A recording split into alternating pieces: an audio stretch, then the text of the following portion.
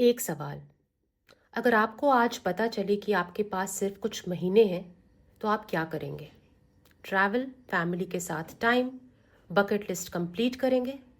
लेकिन अगर आप एक न्यूरो सर्जन हैं, जिन्होंने 10 साल से ट्रेन किया हो, जिनका सपना था प्रोफेसर बनना, रिसर्च करना, हजारों जिंदगियां बचाना, सब कुछ एक स्कैल्पेल की नोक पर, और अचानक वो स्कैल्पेल आपके हाथ में नहीं, वो आप पर चल रहा है।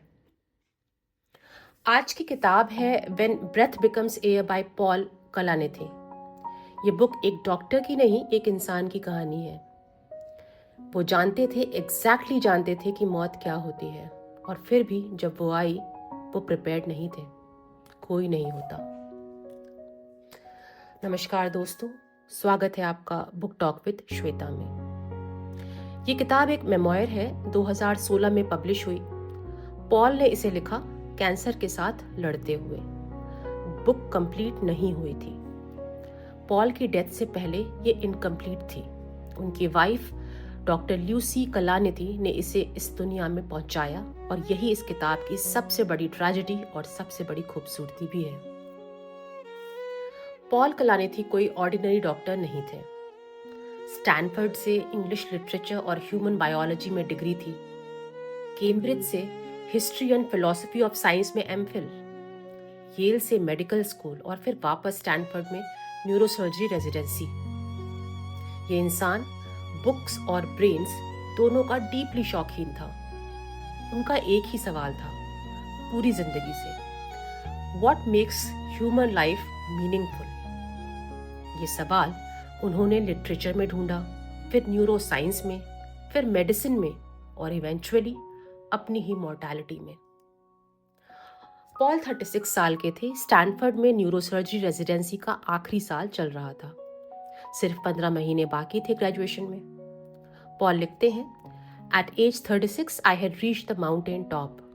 मतलब पूरी training almost complete, multiple university से जॉब ऑफर्स आ रहे थे, स्टैनफोर्ड खुद उनके लिए एक पोजीशन क्रिएट कर रही थी। और फिर weight loss, back pain, night sweats.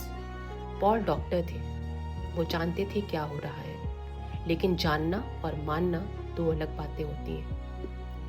एक दिन वो हॉस्पिटल में बैठे, पेशेंट के कपड़ों में, और कंप्यूटर पे खुद का नाम टाइप किया। स्कैन खुला। पॉल लिखते हैं, I flipped through the CT scan images, the diagnosis obvious. The lungs were matted with innumerable tumours, the spine deformed, a full lobe of the liver obliterated, but the scan was different. It was my own. Translate करूं? मैंने scan देखा, diagnosis बिल्कुल clear थी, लेकिन ये scan कुछ अलग था। ये मेरा अपना था। वो कमरा जहां पॉल ने हजारों पेशेंट्स के साथ डिस्कशन किए, टर्मिनल डायग्नोसिस सुनाई और डिस्कस की, आज पहली बार उनका खुद का था। यहां से बुक का सबसे पावरफुल हिस्सा शुरू होता है। पॉल कहते हैं, I had spent so much time studying literature and the history of medicine in an attempt to understand the particularities of death, only to come away feeling like they were still unknowable to me. पूरी जिंदगी उन्होंने death को समझने की कोशिश की, patients को guide किया, फैमिलीज को समझाया, और अब वो खुद उस जगह पर थे। उनकी ऑन्कोलॉजिस्ट थी डॉक्टर एमा हेवर्ड। पॉल बार बार सर्वाइवल स्टैटिस्टिक्स मांगते थे। एमा बार बार रिफ्यूज करती थी। एमा ने कहा, you have to figure out what's most important to you. Paul frustrate हो जाते थे। वो डॉक्टर थे, उन्हें नंबर्स चाहिए थे। लेकिन एमा जानती थी, जो पॉल भी असलियत में जानते थे, कि कोई भी नंबर एक इंडिविजुअल को नहीं बता सकता कि वो सर्वाइवल कर्व पर कहाँ है। पॉल खुद लिखते हैं, Getting too deeply into statistics is like trying to quench a thirst with salty water. The angst of facing mortality has no remedy in probability. ये लाइन प्लीज एक सेकेंड रुकिए यहां। स्टैटिस्टिक्स से प्यास नहीं बुझती, मौत का दर्द नंबर से नहीं जाता।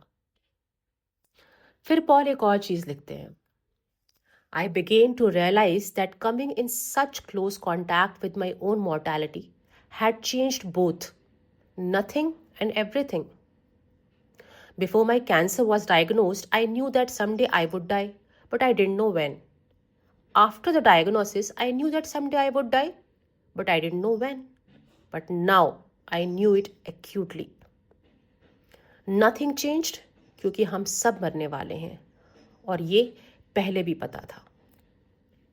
Everything changed क्योंकि अब वो ये acutely जानते थे. और फिर उन्होंने खुद से वही सवाल पूछा जो वो अपने पेशेंट से पूछते थे. Tell me 3 months, I would spend time with family. Tell me 1 year, I would write a book. Give me 10 years, I would get back to treating diseases. और जब एमा ने भी कोई क्लियर नंबर देने से मना कर दिया तो पॉल ने एक डिसीजन लिया. वो वापस ओआर में गए, सर्जरी रूम में. पॉल कहते हैं, I would have to learn to live in a different way, seeing death as an imposing itinerant visitor, but knowing that even if I am dying, until I actually die, I'm still living. ये line दोस्तों इस book का core है. मैं मर रहा हूं, लेकिन जब तक मैं मरा नहीं हूं, मैं जी रहा हूं.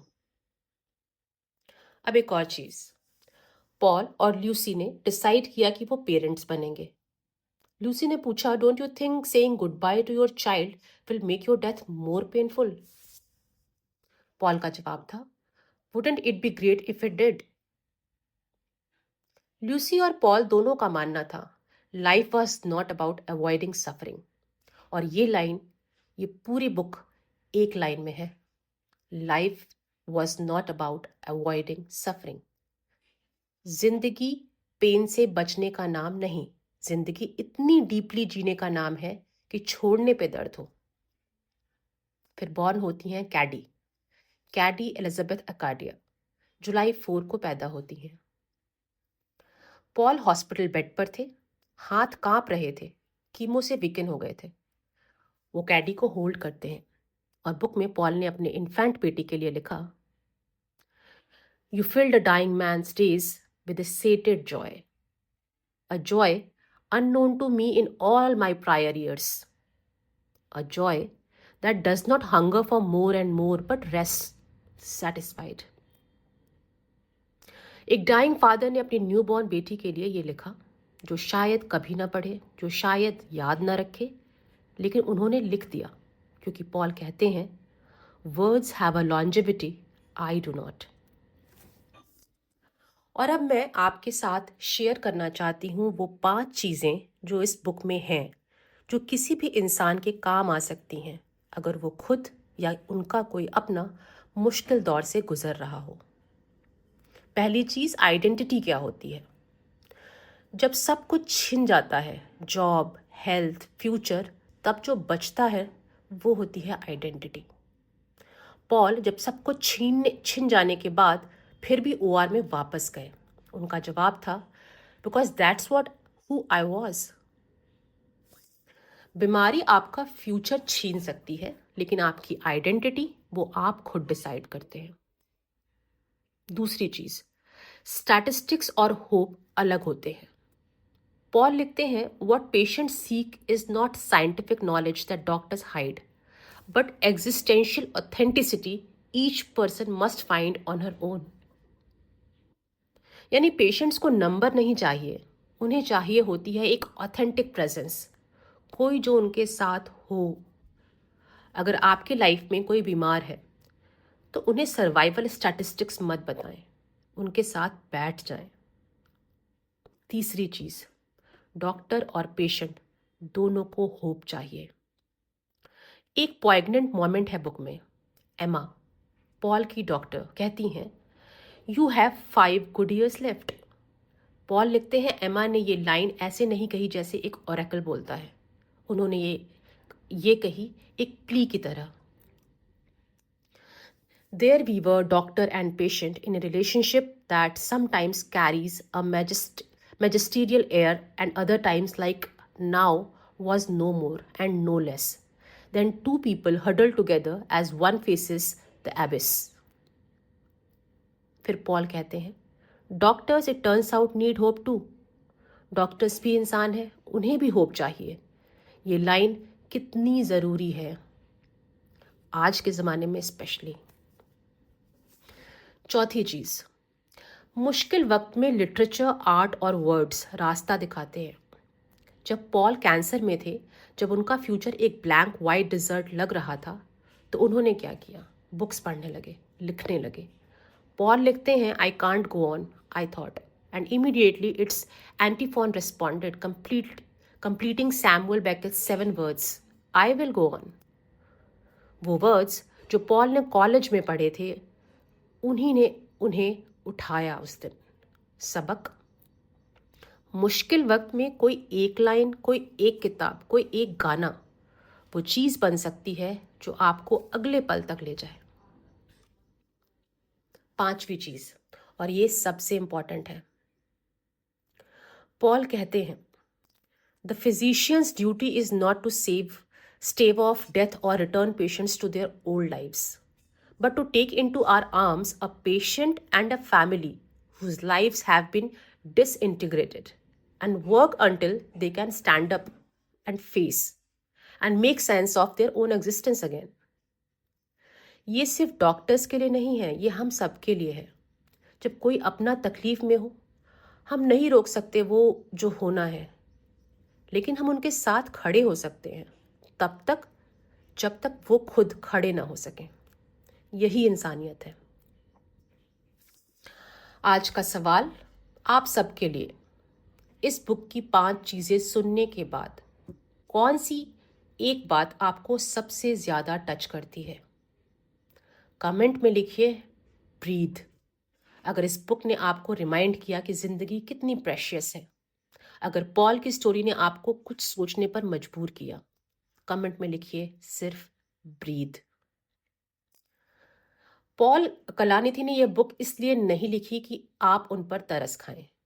उन्होंने अपने बेस्ट फ्रेंड रॉबिन को एक ईमेल में लिखा था, not the sensationalism of dying and not exhortations to gather rosebuds, but here is what lies up ahead on the road.